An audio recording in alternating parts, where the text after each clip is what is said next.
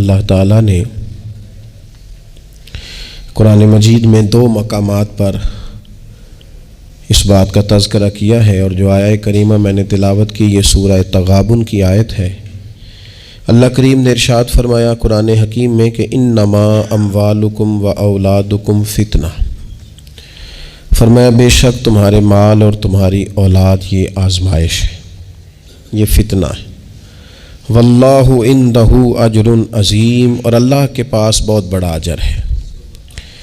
یہ تمہاری مال اور تمہاری اولاد یہ تمہارے لیے آزمائش ہے۔ کس کس معنی میں آزمائش ہے؟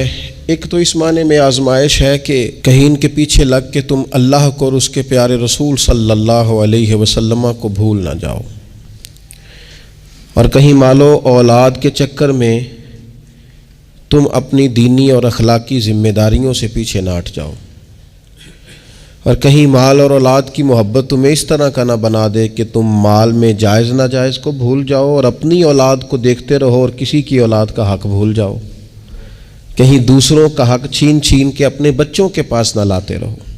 یہ آزمائش ہے مال اور اولاد۔ اور ایک معنی یہ ہے کہ انما اموالکم و اولادکم فتنہ، اس معنی میں کہ ان کی محبت بندے پر غالب ہوتی ہے، تو کہیں اس محبت کے غلبے کی وجہ سے ان دونوں چیزوں کے اصل جو مقصود ہے ان سے نہ غافل ہو جانا۔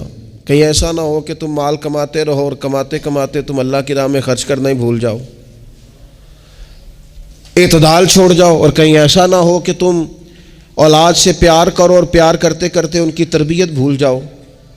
سہولیات تو تم انہیں ساری دے دو لیکن وہ روحانی طور پر، اخلاقی طور پر، کردار و عمل کے طور پر مضبوط ہی نہ ہو سکے۔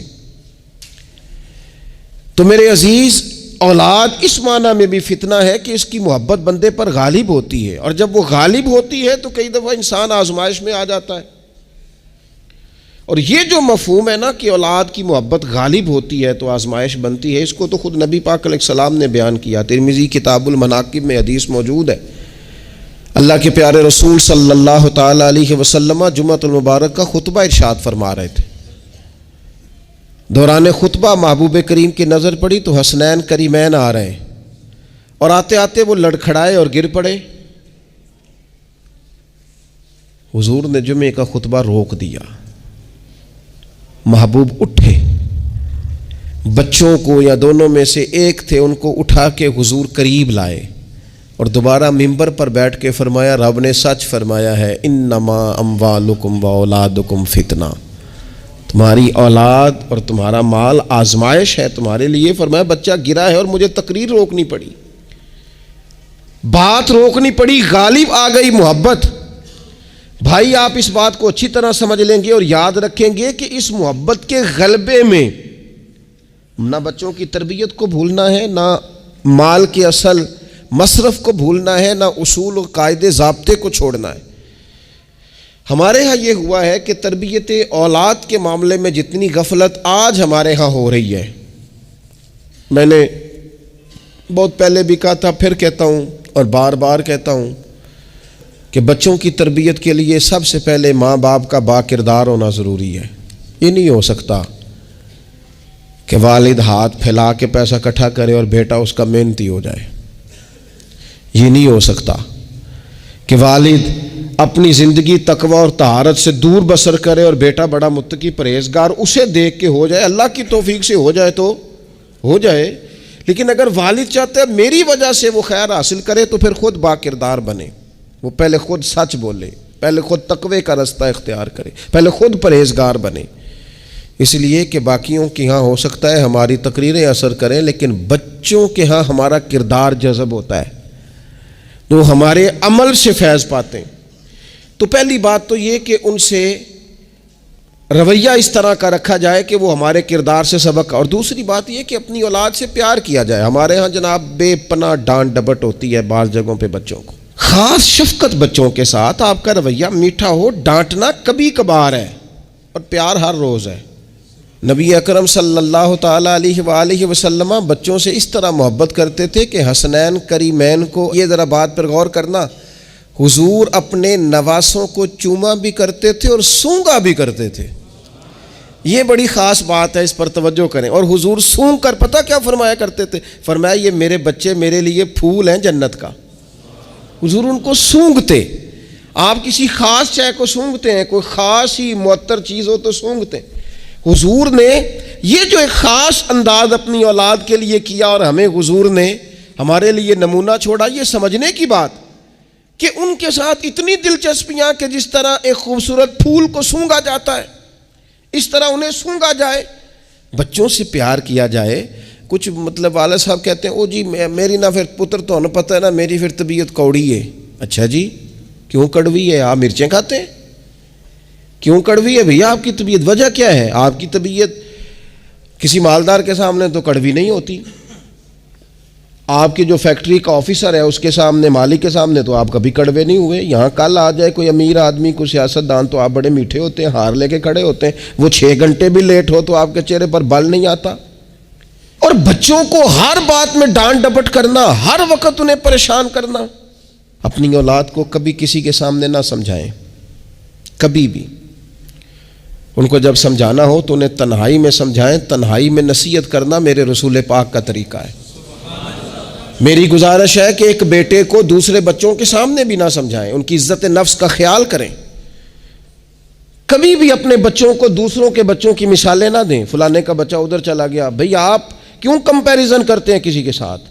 اگر ان کو کبھی مثال دینی پڑے تو یا حضرت اسامہ بن زید کی دینا، اگر کبھی مثال دینی پڑے تو حضرت معوذ اور معاذ کی دینا، اگر کبھی مثال دینی پڑے ان کو تو حضرت عبداللہ بن زبیر کی دینا، اور جب زیادہ کلیجے ٹھنڈے کرنے ہوئے تو پھر امام حسن اور حسین کی مثال دینا۔ لیکن یہ کیا بات ہوئی فلانے کا بچہ دولت مند ہو گیا تو پیچھے رہ گیا؟ کیا بات کرتے ہیں آپ؟ آپ کے بچے کی عزت نفس ہے، وہ وقار رکھتا ہے، وہ سوچ رکھتا ہے۔ اور میرے نبی پاک نے فرمایا اپنی اولاد کی عزت کرو۔ کس کی؟ ہاں، اپنے بچوں کو اکرام دو۔ ہر وقت ایک بزرگ کے پاس لوگ اپنا بچہ دم کرانے آئے تو ماؤں کی ایک طریقہ ہوتا ہے بات کرنے کا۔ اس نے آ کے کہنا شروع کر دیا، پہلے سارے ٹھیک تھے، سمجھدار بھی تھے، بات میں مانتے تھے، یہ ضدی بھی ہے، نکما بھی ہے، نکھٹو بھی ہے، لڑتا بھی ہے۔ تو بزرگ کہنے لگے میں دم کر دیتا ہوں، لیکن میری بہن اس بوڑھی عورت کو فرمانے لگے یا اس کے باپ کو کہ بھائی آپ یہ جتنی باتیں آپ نے کی ہیں نا، کیا ہی اچھا ہوتا آپ اس کے سامنے نہ کرتے، یہ لفظ آپ یوں ادا نہ کرتے۔ آپ تو اسے پکا کر رہے ہیں کہ تو ضدی ہے، آپ تو کنفرم کر رہے ہیں کہ تو لڑاکا ہے، آپ کنفرم کر رہے ہیں کہ یہ نافرمان ہے، کیوں آپ نے اس کے سامنے یہ باتیں کی؟ یہ آپ کو اگر کرنی تھی، کوئی دعا چاہتے تھے آپ اس کے لیے تو آپ تنہائی میں مجھ سے بات کرتے۔ آپ اسے پکا کرا رہے ہیں کہ جس طرح کا میں کہہ رہا ہوں، تو یہ بچے کا ذہن بن جاتا ہے، جو اسے بار بار کہا جاتا ہے نا اس کا ذہن بن جاتا ہے، کہتا ہے میں ہوں اس طرح کا، مزاج اس طرح کا۔ اسے کبھی پکا نہ کریں، اسے تسلی دیں، اسے تشفی دیں، اس کی ڈھارس بندھائیں، اس سے پیار کریں، اس کے ساتھ محبت کریں، اسے آپ اس طرح کا رویہ دیں کہ بچہ آپ پر اعتماد کرے۔ آپ کو پتہ ہے یہ جو بہت سارے بچوں کے ساتھ خدا نہ خواستہ کوئی اپنا بیگانہ کسی قسم کی کوئی زیادتی کرنے لگ جاتا ہے، وہ گھر کیوں نہیں بتاتے؟ وہ کسی جبر کا شکار ہوں یا کسی بلیک میلنگ کا شکار ہوں، وہ اپنے گھر میں کیوں ڈسکس نہیں کرتے؟ گھر والوں نے پریشر اتنا زیادہ ڈالا ہوا ہے۔ ان رویوں سے باہر آئیں آپ، اور زندگی کو اس خوبصورتی کے مطابق آپ کا بچہ آپ پر اعتماد کرے، وہ آپ سے کہہ سکے، وہ آپ کو اپنا دکھ بتا سکے، اس کو پتا ہو کہ ہر معاملے میں میری غلطی نہیں نکالی جائے گی، اسے پتا ہو کہ میں جب کوئی بات کروں گا تو میری سنی جائے گی، گھر کے اندر میری رائے کو اہمیت دی جائے گی۔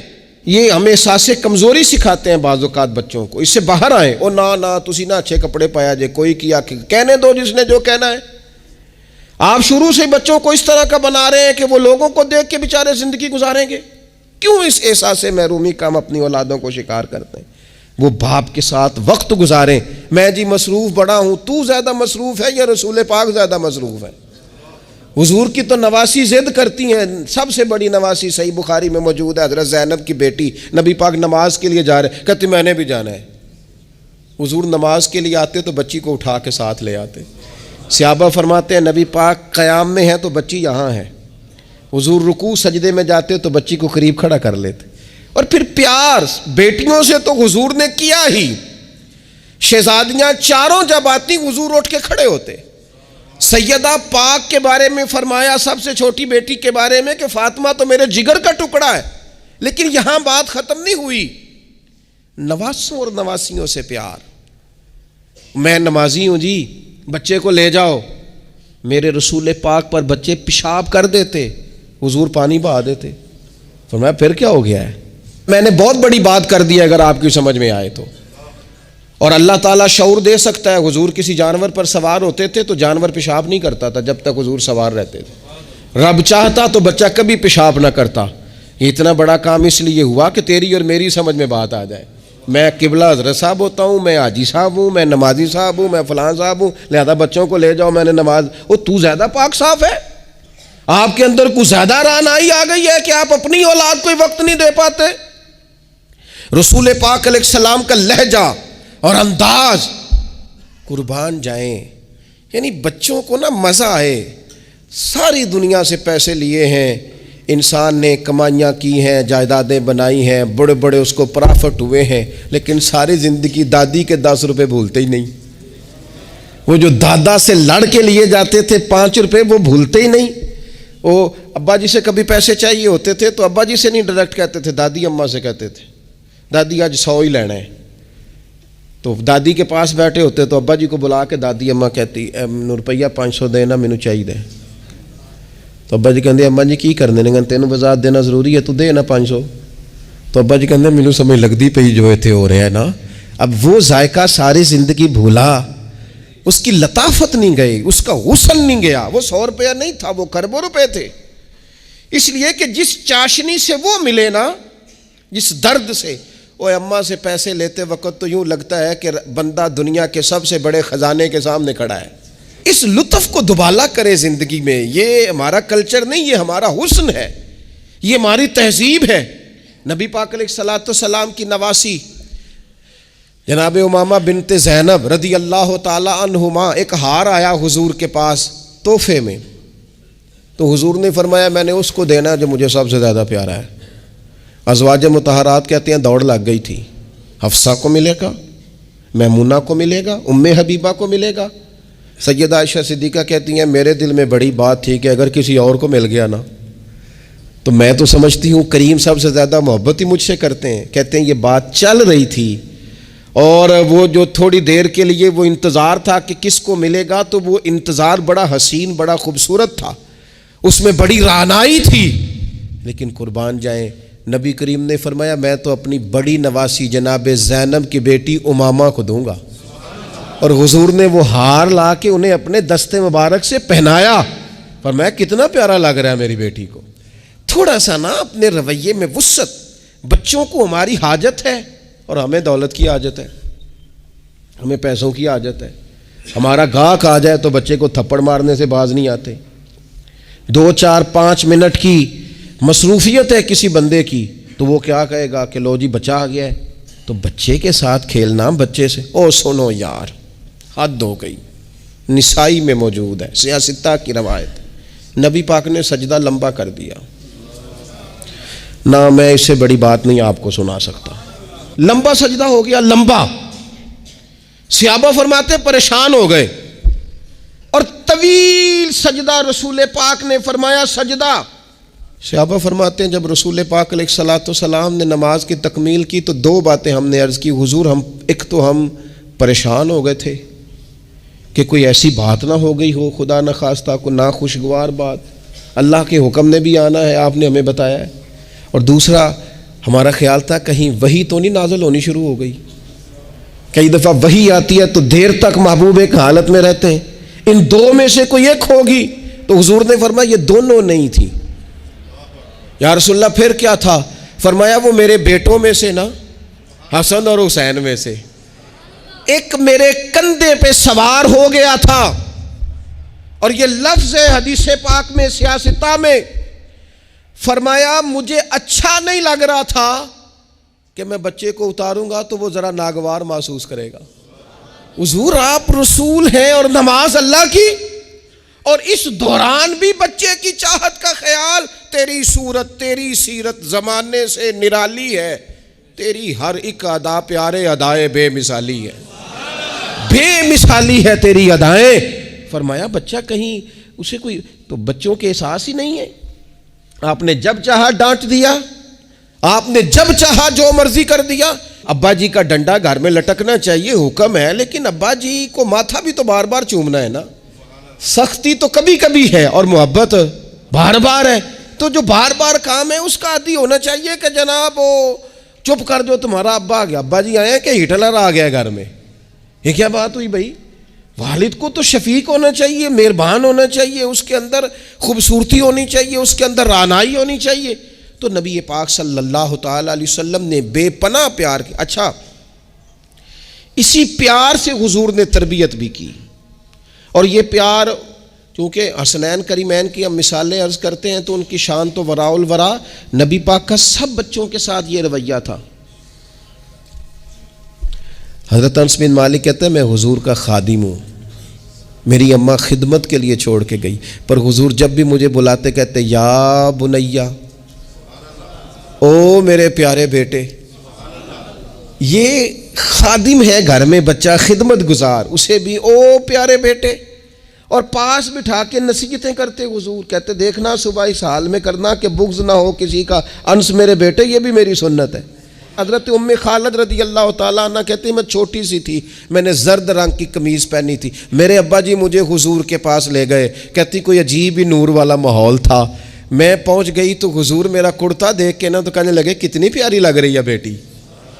کہتی میں حضور کی مہر نبوت سے کھیلنے لگی. میرے ابا جی مجھے کہنے لگے ادھر ہٹ, یہ کیا کر رہی ہے؟ تو حضور فرمانے لگے ٹھہر جانا, بچے تو بچے ہی ہوتے ہیں, اسے کھیلنے دے. میں کھیلتی رہی اور حضور مجھے دعائیں دیتے رہے. کہا اللہ کرے تو یہ کپڑا پرانا کرے. کیا مطلب کہ اللہ کرے تیری عمر دراز ہو, اللہ تجھے بیٹا لمبی عمر عطا کرے. حضور بچوں کے ساتھ محبت کرتے, ان سے پیار کرتے, ان کے ساتھ رسول پاک علیہ السلام کا خاص شفقت کا معاملہ. ان کو ضرورت ہوتی ہے ہماری, ان کو حاجت ہوتی ہے ہماری, لیکن ہمارے لہجے کی تلخی, ہمارے لفظوں کی ترش روئی, کام کے نام پر, سنوارنے کے نام پر. اور پھر آپ کو پتہ ہے یہ جو بچوں میں عدل کرنے کا کیوں کہا گیا بھلا, کہ اپنی اولاد میں عدل کرو. فرمایا حضور نے اللہ سے ڈرو اور اولاد میں انصاف کرو. کیوں کہا گیا؟ وہ اس لیے کہا گیا کہ ایک بچے سے آپ پیار کر رہے ہیں تو دوسرا بھی آپ کے بارے میں اتنا ہی جذباتی ہے, وہ آپ سے اتنی ہی محبت کرتا ہے. آپ ایک کی تعریفیں کیے ہی جا رہے ہیں, دوسرے کو آپ نے نظر انداز کر دیا, تو اللہ کی بارگاہ میں اس کا بھی جواب دینا ہے. حضور علیہ الصلوۃ والسلام نے فرمایا ڈر اللہ سے, انصاف کر اپنے بچوں کے اندر.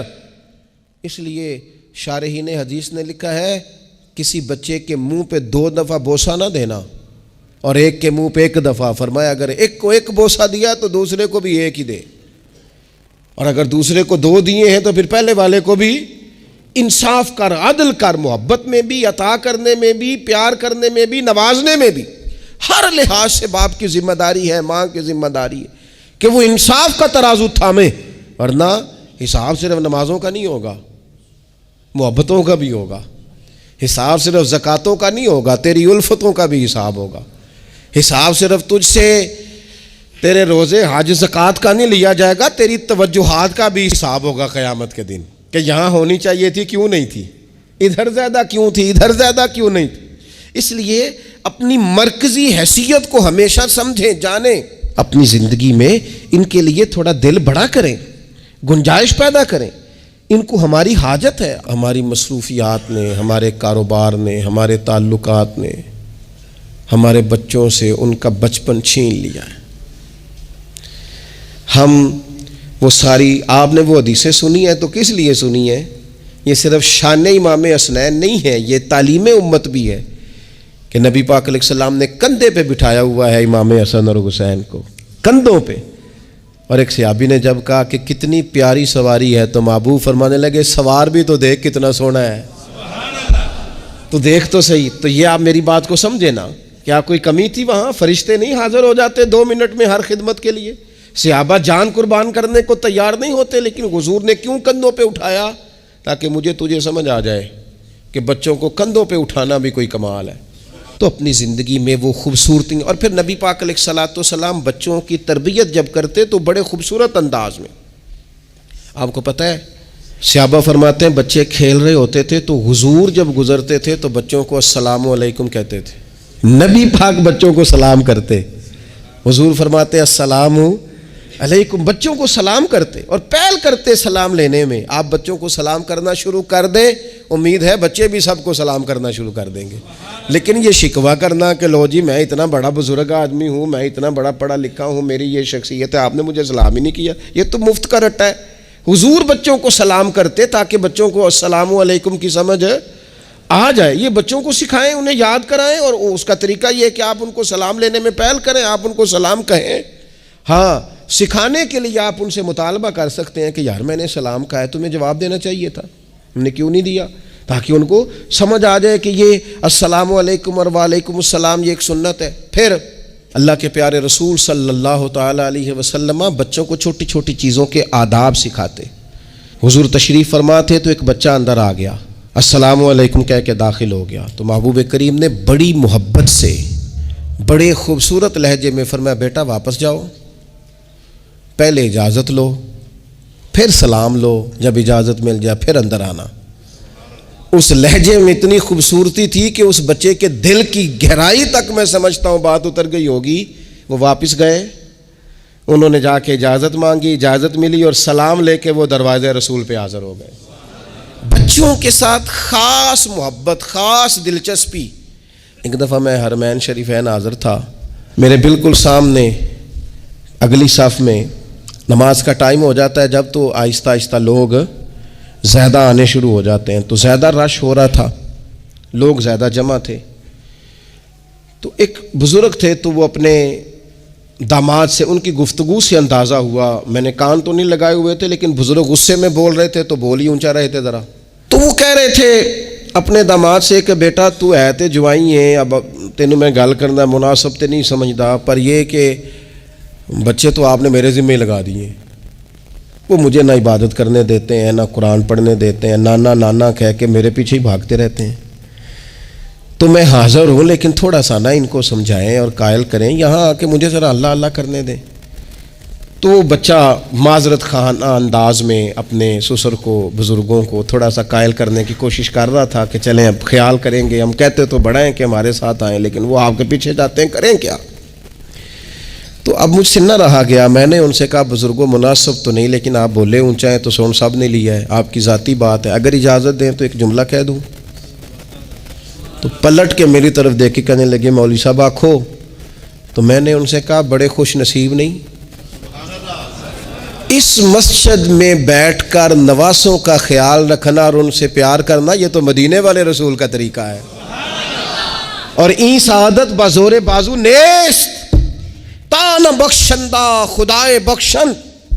کچھ سعادتیں ایسی ہوتی ہیں جو بازو کی قوت سے نہیں ملتی، تبھی ملتی ہیں جب رب عطا کرتا ہے. تو میں نے کہا یہاں تو نواسوں سے کھیلنا حضور کا طریقہ ہے. بعض چیزوں میں اللہ اثر رکھتا ہے. تھوڑی دیر خاموش رہے، پھر میں نے انہیں آنسو پونچھتے بھی دیکھا. کہنے لگے اللہ تہاڈا بھلا کرے، لو بھائی پتر ہن تسی بھاویں آرام کرو. بعض دفعہ باتیں وہ ناراض بھی ہو سکتے ہیں، تو میں تیار تھا اگر وہ ناراض ہوں گے تو میں معذرت کروں گا، لیکن تھوڑا سا ایک بات میں نے ضرور کرنی ہے آپ سے. مجھے بڑا مزہ آیا، مجھے پتہ نہیں اب وہ کالم نویس زندہ ہیں کہ نہیں، عبد القادر حسن ہوتے تھے، انہوں نے ایک بات لکھی تھی مجھے بڑی یاد رہ گئی، اور جس دن میں نے پہلی دفعہ پڑھی تھی میں رویا بھی بڑا. وہ کہنے لگے ایک دفعہ گورنر مدینہ نے حکم دیا تھا کہ چھوٹے بچے لوگ مسجد میں لے کے آتے ہیں روضہ رسول صلی اللہ علیہ وسلم پر، تو بچے قالین خراب کر دیتے ہیں، مختلف قسم کی چیزیں گرا دیتے ہیں. تو اس طرح کریں کہ بچوں کو منع کیا جائے، اور کم از کم مقامی لوگوں کو ضرور منع کیا جائے کہ وہ بچوں کو لے کے نہ آئے. انہوں نے لکھا تھا کہ رات ہی کو اس شخص کو خواب میں رسول پاک علیہ السلام کی زیارت نصیب ہوئی، اور نبی پاک علیہ الصلوۃ والسلام نے گورنر سے کہا تم اپنے قالین اٹھا کے لے جاؤ، پر میری امت کے بچوں کو میرے شہر سے دور کوئی نہ کرے، ان کو آنے دو، یہ اپنے رسول کے پاس آئے، لے جاؤ اپنے قالین اٹھا کر اگر تمہاری سمجھ میں نہیں آتا، لیکن بچوں کو کوئی آنے سے منع نہ کرے۔ کیا کہا تھا میرے امام نے حضور کے بچپن کے بارے میں؟ کہا تھا اللہ اللہ وہ بچپنے کی پھبن، اس خدا بھاتی صورت پہ لاکھوں سلام، اور پتلی پتلی گلے قدس کی پتیاں، ان لبوں کی نزاکت پہ لاکھوں سلام، ان کے مولا کے ان پر کروڑوں درود، ان کی ہر خو و خصلت پہ لاکھوں سلام۔ ہر ادا پر ہی قربان جائیں، فرمایا لے جاؤ اٹھا کر کے تم اپنا سامان، لیکن کوئی بھی یہاں سے بچوں کو دور ہے، اگر ان سے ہمارا پیار ہوگا تو یہ ہماری بات بھی سمجھیں گے، لیکن اس محبت میں بھی اعتدال ہو۔ اس محبت کا یہ معنی ہرگز نہیں ہے کہ اس محبت میں وہ کوئی نافرمانی کی بات بھی کریں تو ہم نے قبول کرنی ہے، اور اس محبت میں وہ اگر تعلیم و تربیت سے دور ہو جائیں تو اسے بھی ہم نے قبول کرنا ہے، لیکن ایسا نہ کریں کہ بالکل ماحول اس طرح کا ہو کہ ایک خوفناک منظر پیش کرے۔ ان کی تعلیم تربیت تبھی ہوگی جب ان سے ہماری محبت ہوگی۔ اللہ تعالیٰ مجھے اور آپ کو، ہم سب کو اپنے اپنے بچوں کی صحیح تربیت کی توفیق عطا کرے۔